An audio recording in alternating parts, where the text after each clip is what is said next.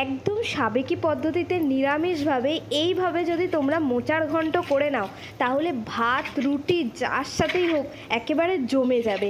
তো আমি পৌলমী চলে এসেছি আজকের একটা নতুন রেসিপি নিয়ে।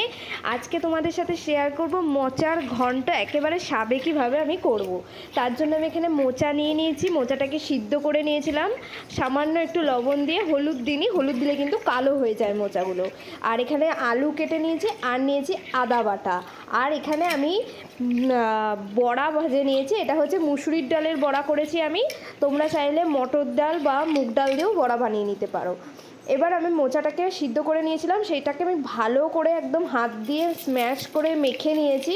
যত পারবে ভালো করে চটকে নেবে তাতে ভালো হয়।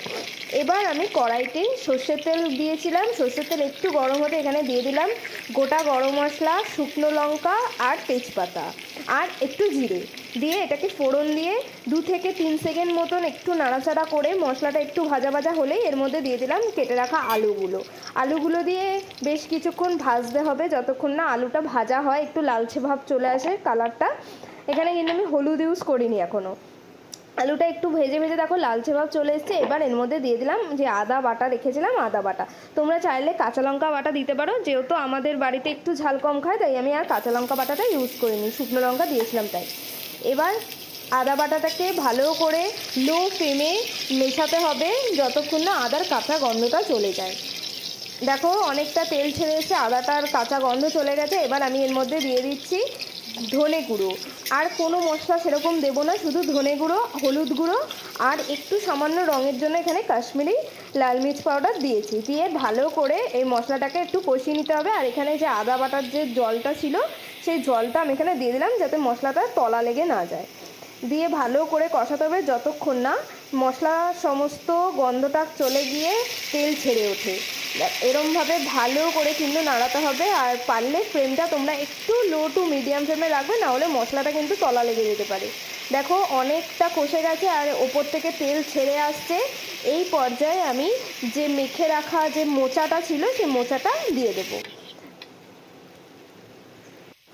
এই রান্নায় কিন্তু সেরকম বেশি কিছু মশলা একদমই ব্যবহার হয় না, একদম কম তেল মশলা দিয়েই রান্নাটা হয়। আর আমি এখানে ছোলা অ্যাড করিনি, ছোলা বা যদি তোমরা চাইলে নারকেল কুচিও অ্যাড করতে পারো, তাতে আরও ভালো হয়। আমার ঘরে ছিল না তাই আমি ছোলা আর নারকেল দিইনি, যেহেতু বড়া দেবো সেই জন্য। আর এবার মোচাটা দিয়ে এবার একটু সামান্য মতন লবণ দিলাম। আর লবণটা কিন্তু তোমরা বুঝে দেবে, কারণ সিদ্ধ করার সময় আমি কিছুটা লবণ দিয়েছিলাম, তাই বেশি লবণ আর দিলাম না, তাতে আরও বেশি নোনতা হয়ে যাবে সেই কারণে। আর সামান্য একটু দিয়ে দিলাম চিনি স্বাদটাকে ব্যালেন্স করার জন্য।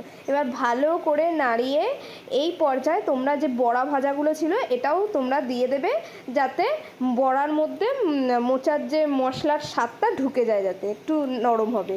আর এখানে দেখো ছাড়া ছাড়া ভাবটা আছে, এই জন্য তোমরা একটু মাখো মাখো করার জন্য মানে সামান্য একটু জলে আটা গুলে তোমরা এখানে দিতে পারো বা কর্নফ্লাওয়ার ইউজ করতে পারো। এবার গন্ধর জন্য আমি এখানে দিয়ে দিয়েছিলাম গরম মশলা আর ঘি। গরম মশলাতে কিন্তু মোচার স্বাদটা আরও বেশি দ্বিগুণ বেড়ে যায়। তো অবশ্যই রান্নাটা কেমন লাগলো বাড়িতে একবার ট্রাই করে আমাকে কমেন্টে জানিয়ে যেও। আর যারা আমার চ্যানেলে নতুন, চ্যানেলটাকে সাবস্ক্রাইব করে পাশে থেকো। আবার কোনো নতুন রেসিপি নিয়ে খুব তাড়াতাড়ি চলে আসবো। সবাই ভালো থেকো, সুস্থ থেকো।